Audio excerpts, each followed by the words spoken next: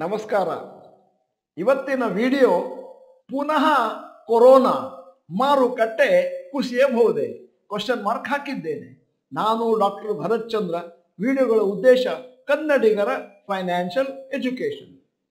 ಬಹಳ ಜನ ಈ ಪ್ರಶ್ನೆಯನ್ನು ನಮ್ಮ ಚಾಟ್ ಬಾಕ್ಸ್ನಲ್ಲಿ ಇಮೇಲ್ನಲ್ಲಿ ಕೇಳ್ತಾ ಇದ್ದಾರೆ.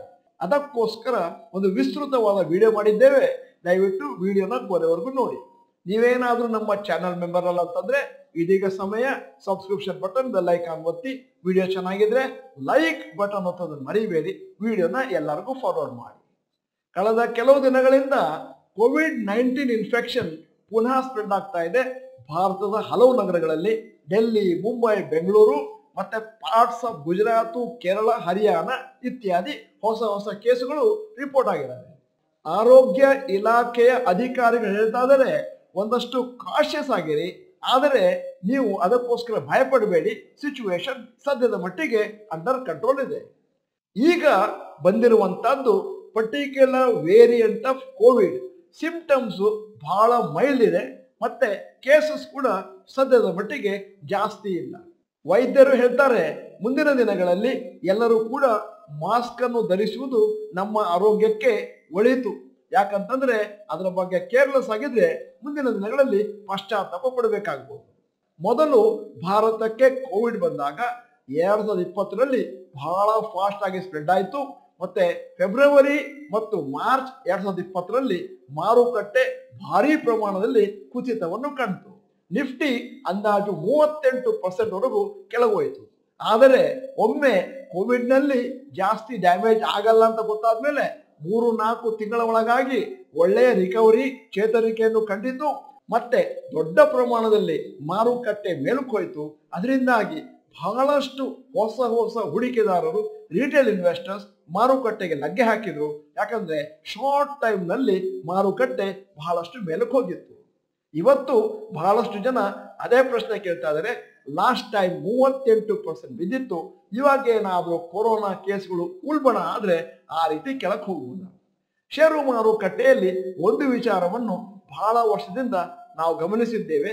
ಅದೇ ಕಾರಣದಿಂದಾಗಿ ಷೇರು ಮಾರುಕಟ್ಟೆ ಸರಿ ಕೆಳಗೆ ಬೀಳಲ್ಲ. ಅಂದರೆ ಹಿಂದಿನ ದಿನಗಳಲ್ಲಿ ಕೊರೋನಾದಿಂದಾಗಿ ಮಾರುಕಟ್ಟೆ ಕೆಳಗೆ ಬಿದ್ದಿತ್ತು. ಈಗ ಅದೇ ಕಾರಣದಿಂದ ಇನ್ನೊಮ್ಮೆ ಬೀಳ್ಲಿಕ್ಕಿಲ್ಲ. ಅನ್ಲೆಸ್ ಅಂಡ್ ಅಂಟಿಲ್ ಈ ಸತಿ ಆ ಕೇಸಸ್ ಇನ್ನೊಂದಷ್ಟು ಜಾಸ್ತಿ ಉಲ್ಬಣ ಆಗೋದು ಅಥವಾ ಒಂದಷ್ಟು ಸೀರಿಯಸ್ ಆಗಿ ಅದರಿಂದಾಗಿ ಮರಣದ ಪ್ರಮಾಣ ಜಾಸ್ತಿ ಆದ್ರೆ ಮಾತ್ರ. ತಜ್ಞರು ಹೇಳೋದೇನು ಅಂತಂದ್ರೆ, ಈ ಸತಿ ಕೊರೋನಾ ಇಂಪ್ಯಾಕ್ಟ್ ಭಾರತದ ಮೇಲೆ ಲಿಮಿಟೆಡ್ ಆಗಿರ್ಬೋದು. ಕೊರೋನಾದಿಂದಾಗಿ ಮಾರುಕಟ್ಟೆ ಒಂದಷ್ಟು ಕುಸಿತವನ್ನು ಅನುಭವಿಸಬಹುದು ಅಂತ ಹೇಳುವ ಸಮಯದಲ್ಲಿ ಇನ್ನೊಂದು ವಿಚಾರವನ್ನು ನಿಮ್ಮ ಮುಂದೆ ಇಡಬೇಕು. ಸದ್ಯದ ಮಟ್ಟಿಗೆ ಮಾರುಕಟ್ಟೆಯಲ್ಲಿ ಇನ್ನೊಂದು ನೆಗೆಟಿವ್ ನ್ಯೂಸ್ ಇದೆ. ಅದು US ಬಾಂಡ್ ಈಲ್ಡ್ಸ್ ಮೇಲಕ್ಕೆ ಹೋಗಿರೋದು ಮತ್ತು ಅಮೆರಿಕದ ಕ್ರೆಡಿಟ್ ರೇಟಿಂಗ್ ಡೌನ್ ಗ್ರೇಡ್ ಆಗಿರೋದು ಮೋದಿಯಿಂದ. ಅದು ಯಾವ ರೀತಿ ನಮ್ಮ ಸ್ಟಾಕ್ ಮಾರ್ಕೆಟ್ ಮೇಲೆ ಮತ್ತು ರಿಟರ್ನ್ಸ್ ಮೇಲೆ ಇಫೆಕ್ಟ್ ಮಾಡುತ್ತೆ ಅಂತ ಒಂದು ಸ್ಲೈಡ್ ಅನ್ನು ನಿಮ್ಮ ಮುಂದೆ ಇಟ್ಟಿದ್ದೇನೆ. Comparison of returns for foreign institutional investors. Pre tax returns US bonds ಅಲ್ಲಿ 5%, ಇಂಡಿಯನ್ ಸ್ಟಾಕ್ಸ್ ಅಲ್ಲಿ 13.5%. Post tax returns US bonds ಅಲ್ಲಿ 4%, ಇಂಡಿಯನ್ ಸ್ಟಾಕ್ಸ್ ಅಲ್ಲಿ 9%. Post currency returns in the US dollars US bonds ಗೆ 4%, Indian stocks ಗೆ 5.5%.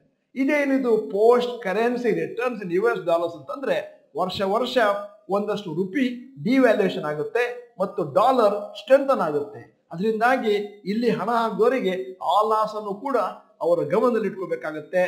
ಆದ್ದರಿಂದ ನೀವು ಸೂಕ್ಷ್ಮವಾಗಿ ಗಮನಿಸಿದ್ರೆ 4% ಪರ್ ಆನಮ್ ಸಿಗುತ್ತೆ FIಗಳಿಗೆ fixed risk free returns because of the bond yields ಅಮೆರಿಕದಲ್ಲಿ.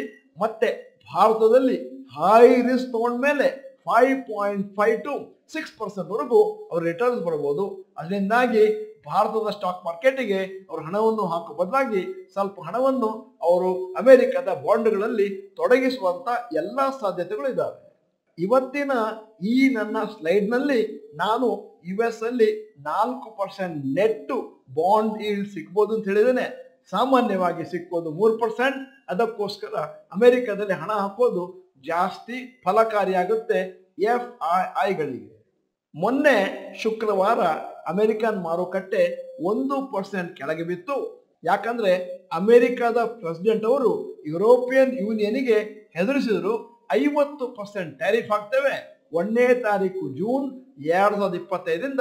ಯಾಕಂದ್ರೆ ನಮ್ಮ ಹತ್ರ ನೀವೇನ್ ಡಿಸ್ಕಷನ್ ಮಾಡ್ತಾ ಇದ್ರಿ ಅದಕ್ಕೆ ಯಾವುದೇ ಒಂದು ಫ್ರೂಟ್ಫುಲ್ ರಿಸಲ್ಟ್ಸ್ ಬಂದಿಲ್ಲ. ಅದರಿಂದಾಗಿ ಯುರೋಪಿಯನ್ ಮಾರುಕಟ್ಟೆಯಲ್ಲಿ ಕೂಡ ಒಂದಷ್ಟು ಮಾರುಕಟ್ಟೆ ಕೆಳಗೆ ಬಿತ್ತು ಫ್ರೈಡೆ ಈವ್ನಿಂಗ್. US ಪ್ರೆಸಿಡೆಂಟ್ ಅವರು ಇನ್ನೂ ಒಂದು ಹೇಳಿಕೆಯನ್ನು ಕೊಟ್ಟಿದ್ದಾರೆ. ಅದನ್ನು ನಾವೆಲ್ಲರೂ ಕೂಡ ಗಮನದಲ್ಲಿ ಇಟ್ಕೊಳ್ಬೇಕಾಗುತ್ತೆ. ಏನು ಅಂತಂದ್ರೆ ಆಪಲ್ ಮ್ಯಾನುಫ್ಯಾಕ್ಚರಿಂಗ್ ಇನ್ US ಮತ್ತು sale of iPhones in US ಅದರ ಬಗ್ಗೆ. ಅಕಸ್ಮಾತ್ ನೀವೇನಾದ್ರೂ ಐಫೋನ್ಗಳನ್ನು ಭಾರತದಲ್ಲಿ ಪ್ರೊಡ್ಯೂಸ್ ಮಾಡ್ತೇನೆ ಅಂತಂದ್ರೆ ನಾನು 25% ಟ್ಯಾರಿಫ್ನ ಅದ್ರ ಮೇಲೆ ಹಾಕ್ತೀನಿ. ಯಾಕಂದ್ರೆ ನೀವು ಆಪಲ್ ಫೋನ್ಗಳನ್ನು ಅಮೆರಿಕದಲ್ಲಿ ಮ್ಯಾನುಫ್ಯಾಕ್ಚರ್ ಮಾಡಿ ಅನ್ನುವಂತ ಸಂದೇಶವನ್ನು ಕೊಟ್ಟಿದ್ದಾರೆ. ಅದರಿಂದಾಗಿ ಟೆಕ್ನಾಲಜಿ ಸ್ಟಾಕ್ಸ್ ಅಮೆರಿಕದಲ್ಲಿ ಒಂದಷ್ಟು ಕುಸಿತವನ್ನು ಕಾಣ್ತು, ಆಪಲ್, ನ್ಯೂಡಿಯಾ ಇತ್ಯಾದಿ. ಅಮೆರಿಕನ್ ಮಾರುಕಟ್ಟೆಯಲ್ಲಿ ಶುಕ್ರವಾರ ಸಾಯಂಕಾಲ ಒಂದಷ್ಟು ದುರ್ಬಲತೆ ಇತ್ತು.